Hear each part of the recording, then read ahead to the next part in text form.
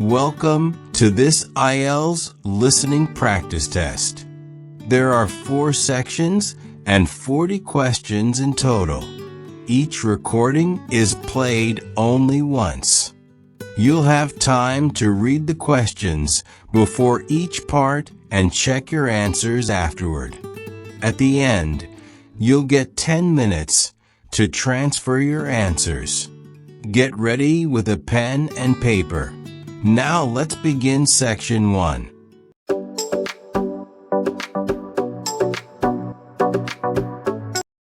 You will hear a number of different recordings, and you have to answer questions on what you hear.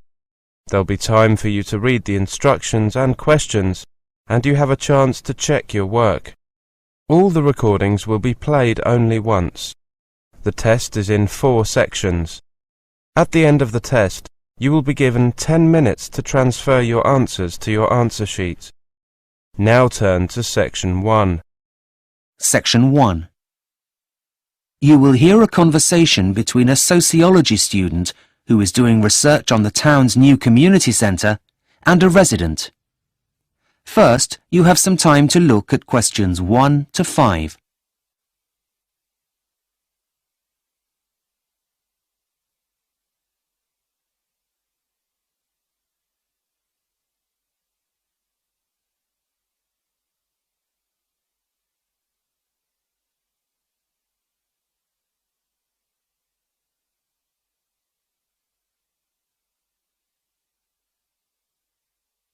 You will see that there is an example that has been done for you. On this occasion only, the conversation relating to this will be played first. Hi, good afternoon, sir. Excuse me? Could you spare a minute, please? Oh, hello. Sorry, I was in a world of my own. I didn't hear you there. No problem. My name's Katie, and I'm a second-year sociology student. We're doing a research project on the importance of community centres to local residents. May I ask, are you a resident of Malton? The answer is community centres. So, community centres has been written in the space. Now we shall begin. You should answer the questions as you listen, because you will not hear the recording a second time. Listen carefully and answer questions 1 to 5. Hi, good afternoon, sir.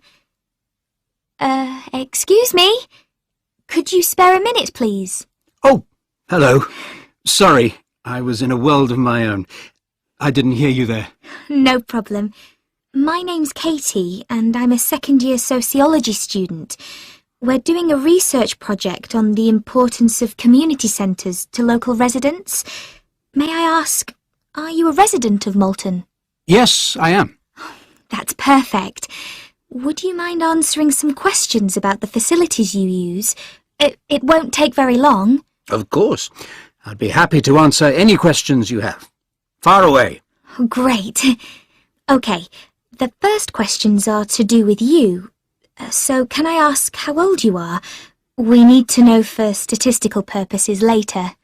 Well, I'd like to say 16, but I'm 59. 60 next week, in fact. Oh, congratulations for next week. Now I just need your postcode and then we'll get started. Right. Well, that's an easy one. It's HA87UP. 78 HQP. Was that right? No, my dear. It's HA87UP. Right. OK. Sorry for the confusion. That's quite all right. Now, what about these questions? Yes, let's get started. So, one of the most important things we need to know is which of the facilities you already use. Right, OK. OK. What about computer facilities?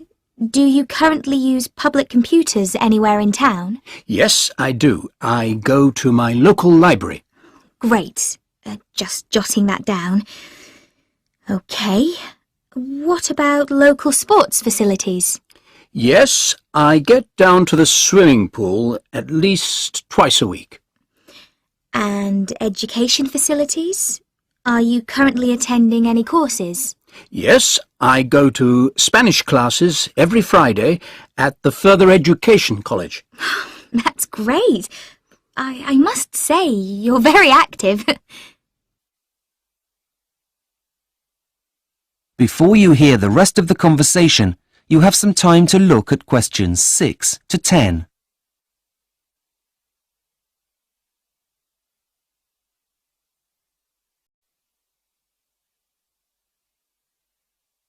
Now listen and answer questions 6 to 10. OK, we're halfway through. The next bit is all about how the community centre could be improved, if at all, that is. I see. Well, I'll give it a go. Well, firstly, I'd like to find out your views on sports facilities. Which sports do you think the community centre should offer that it doesn't already? Well, I'm not going to say swimming, as there's no point having 2 pools in a town of this size. Let me think. What about yoga? I know it's very popular these days. Yes, yoga and badminton. I used to play, you know. Really? Yes, and I was quite good, though I'm probably a bit rusty now. It's been years. OK. Do you think the classes should be split into groups? Yes, that's a good idea. I know that if there were classes only for pensioners, I'd definitely be more likely to play. I'm not as fast as I once was, you know. OK, I'll just write that down. Great. Now we're nearly done. I just need to ask you some questions about education. What kind of classes do you think the centre should offer that it doesn't already? Well, I suppose the kind of thing that's no longer offered at the local college. Things like arts and crafts. Those kinds of classes have now closed as they weren't financially viable, apparently. Yes, I heard about that. It was such a shame. Those kinds of classes are so important for the psychological well-being of those most vulnerable in a community. OK, I've written that down. Now I need to ask you whether you would be willing to pay for any of the services we were just talking about. As long as it wasn't too much, I have nothing against contributing. Something like £2 per class seems like a reasonable rate for an old man like me. OK, and lastly then, I just need to know how regularly you think you will use the new facilities, if the community centre makes the changes you have suggested. Well, I'd say 3 times a week, which is more than I go at the moment. I only bother on Mondays and Wednesdays, as there's nothing else on during the week that interests me. But I would definitely get out of the house more if they were to make those kinds of changes. That is the end of section 1. You now have half a minute to check your answers.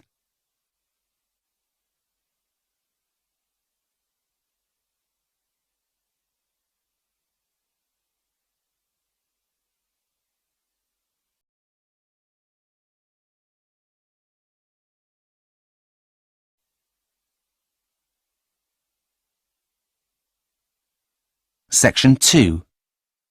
You will hear an audio tour for Hampstead in the City of London. First, you have some time to look at questions 11 to 15.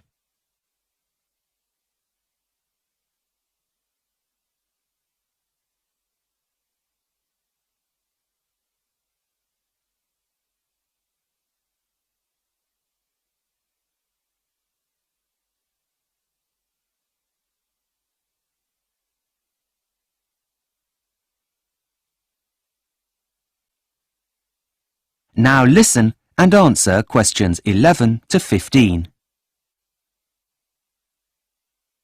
Hi and welcome to the Walking Audio Tour Service, which offers guided audio tours of over 30 walks around London.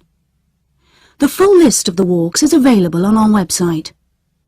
You have chosen the Hampstead Heath Tour Part 1, which was, in fact, the first of the walking tours that were recorded.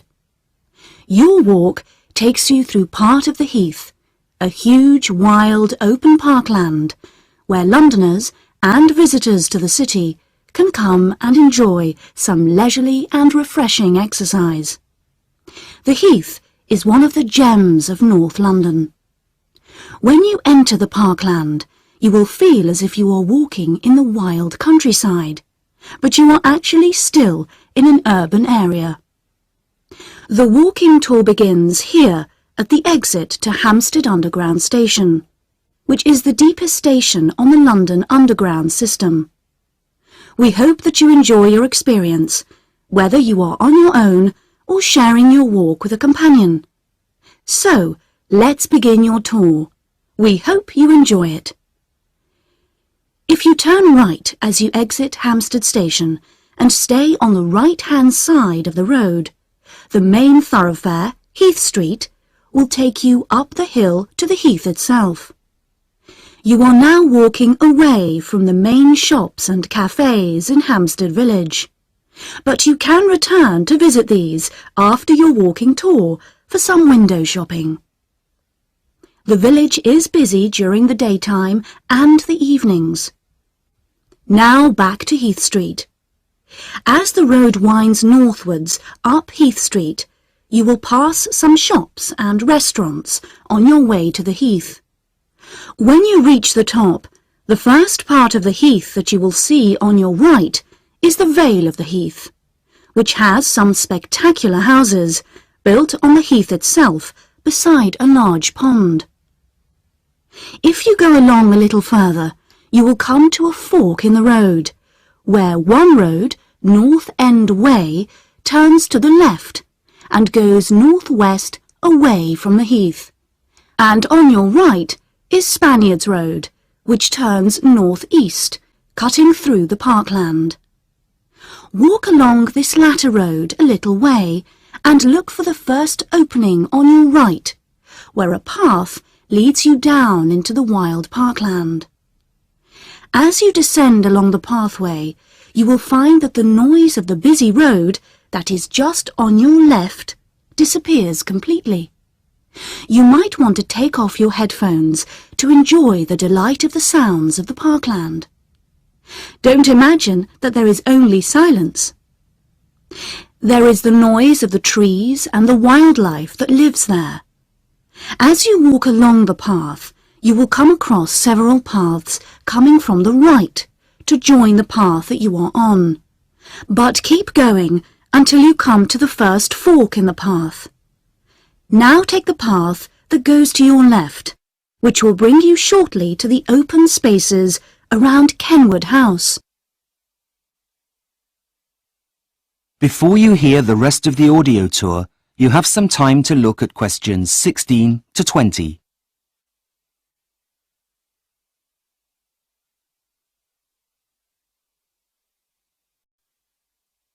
Now listen and answer questions 16 to 20. You can either walk through the woods and enjoy being among the trees, or you can savour the other charms the Heath has to offer. You are now at Kenwood House, which is a museum open to the public. It has been used as the setting for several well-known films, and is used as a venue for a wide range of functions. For some light refreshments, there is the cafe at Kenwood House. Below Kenwood House itself, you can see the grassy slopes, which are an ideal place for picnics, and for children to run around and play games. Just beyond this picnic area is an open-air stage where music concerts are held in the summer months. You might even see the stage being prepared for a concert while you are there. You might want to explore this part of the Heath at your leisure. But before you leave the Heath altogether, there are two other notable features that are worth visiting. On the east side of the Heath are several large ponds for segregated and mixed bathing. And if you would like a view of London, you can visit Parliament Hill, which gives you a good panorama of London that is in fact protected by law. That is the end of section 2. You now have half a minute to check your answers.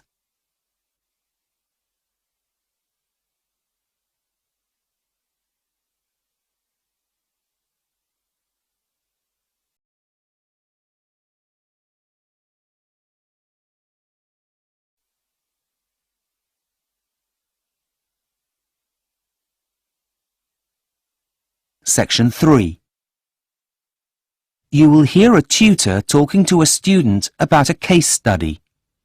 First, you have some time to look at questions 21 to 25.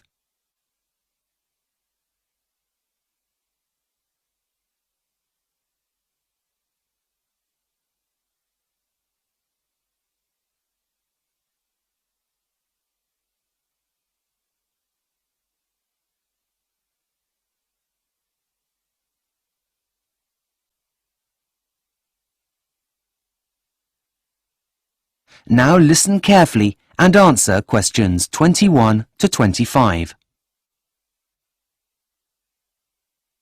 Hi, am I bothering you? Is it okay to see you now? Hi, Jack. No bother. Please come in. As you're a tutor this year, it's my responsibility to oversee your assignments. Now, where are my notes? Oh yes, here they are. Okay. I see that we were going to look at your case study on the challenges of urban planning in the 21st century and how to make it as green as possible. How's it all going? Actually, I'm pretty happy with it. Can I talk you through it to make sure I'm on the right track? Of course, please do. I'll stop you if I have any questions. Okay, well, I started by giving an overview of what green urban planning has been up until now. Firstly, there's the idea of a green belt. This is the one that everyone's heard of. But I found that while it was successful for a short time and in limited cases, it grossly oversimplified things. Well, that's a good and practical start. What else did you look at? I hope that you also considered the idea of decentralization. Yes, that was really interesting, as although there were no objections to it, and it looked good on paper, it just didn't work in practice.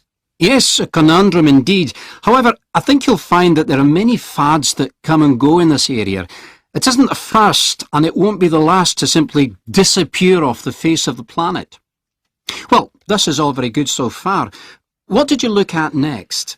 I then researched the 1960s fad of building new towns on new sites, but I found that although there are isolated cases of success, they tended to cost too much time and money to build.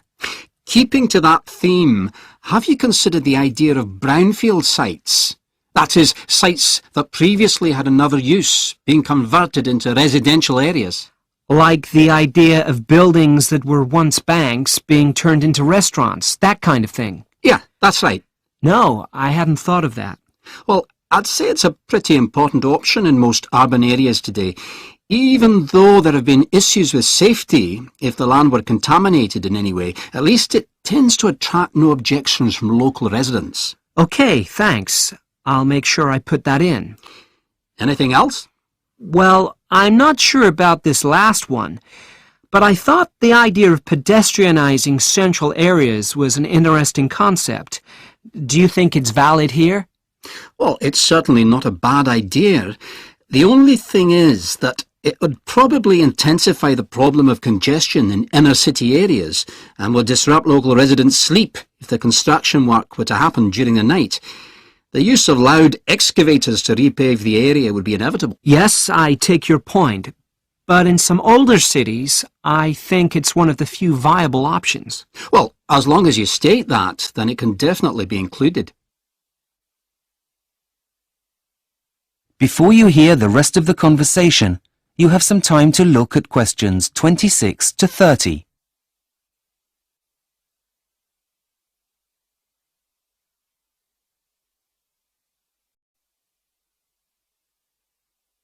Now listen and answer questions 26 to 30.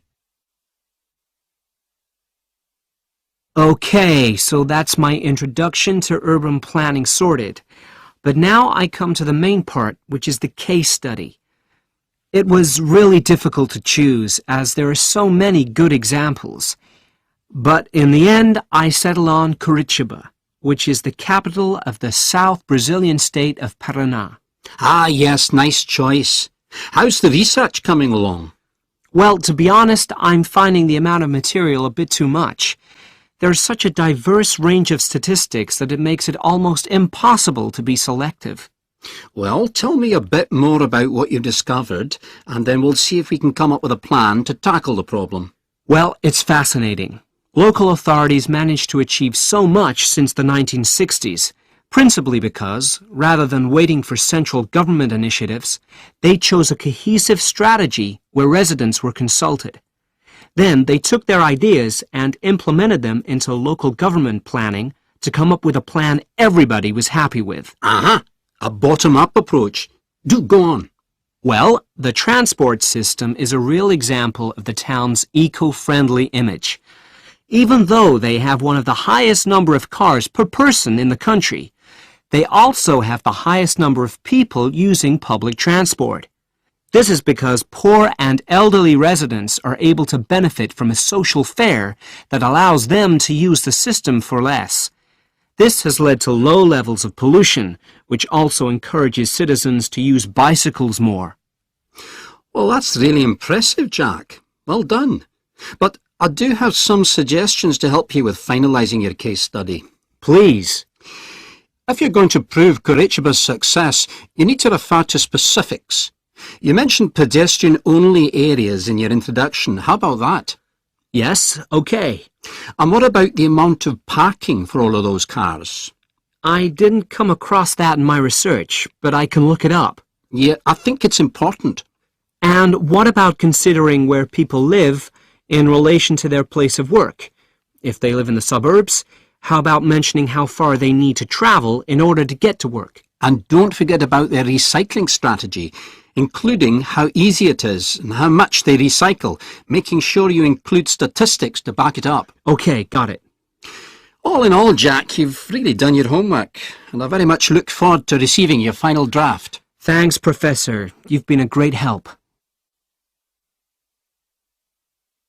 That is the end of section 3. You now have half a minute to check your answers.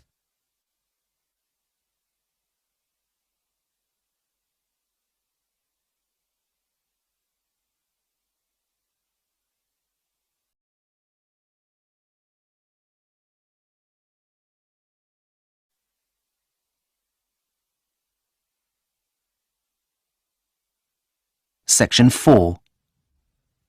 You will hear part of a talk to economics students about how to make the most of their course. First, you have some time to look at questions 31 to 40.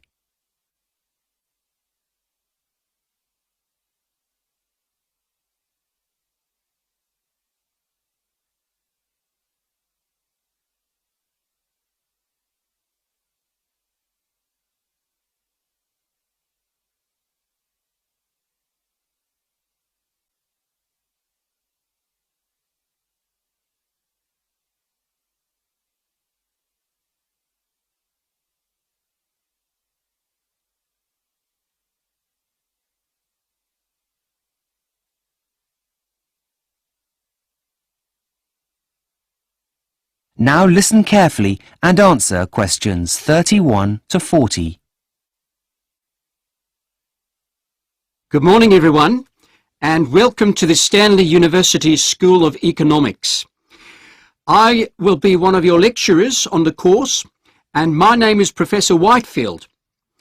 Before the academic year really gets underway, I would like to take you through some of what you can expect and to give you some general course information. Firstly, you'll be attending lectures during which you will receive information about economics and the priorities that you will need to focus on. The lectures will provide you with information about the subject in a relatively condensed format. In addition, they should also provide a suitable framework for further study. Typically, this is also the first time that students get the chance to meet a researcher at the forefront of the discipline. Traditionally, lectures are seen as an essential part of the learning culture for higher education, in which undergraduate study is viewed as an induction into academic discipline and a way of viewing the world. However, although all I have said until now is true, every year undergraduate students experience problems with the techniques used in lectures. Being forewarned will hopefully help you with adjusting to these issues. The first problem is that there is little opportunity for the development of student understanding. That is, if you misunderstand something, there is no immediate opportunity to ask. Secondly, when newer teaching approaches are used, such as problem solving, learning outcomes are improved. However, these will still not replace the validity of listening and learning from an expert.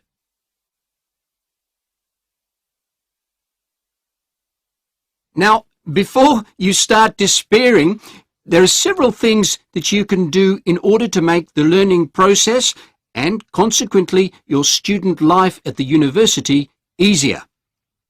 First and foremost, be prepared. You will be given a reading list. Don't just throw it away or forget about it. Make sure you leave enough time to go through all items on it. Once you've done that, an ideal thing to do would be to test yourself on the contents.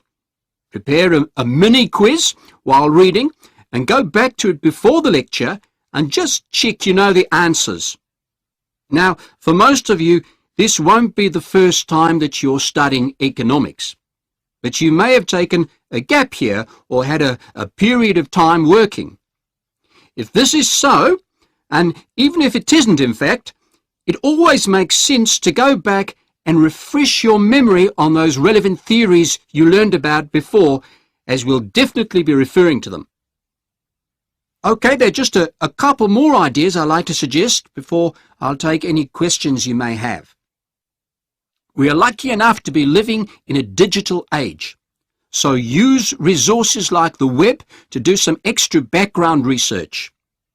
There's no shortage of information nowadays, but just be sure that you're using reliable resources.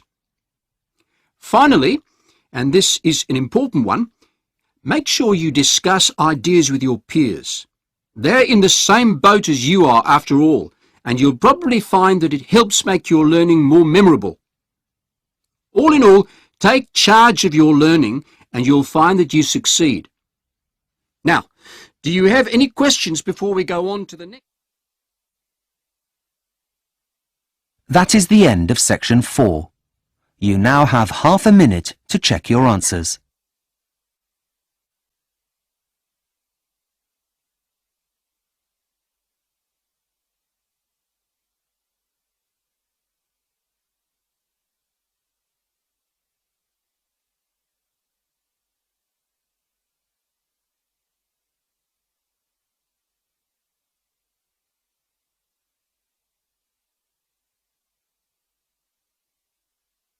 That is the end of the listening test, the IELTS test.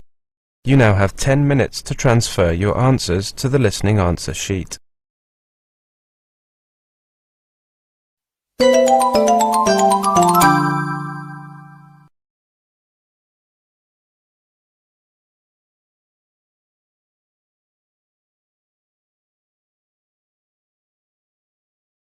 That is the end of the listening section.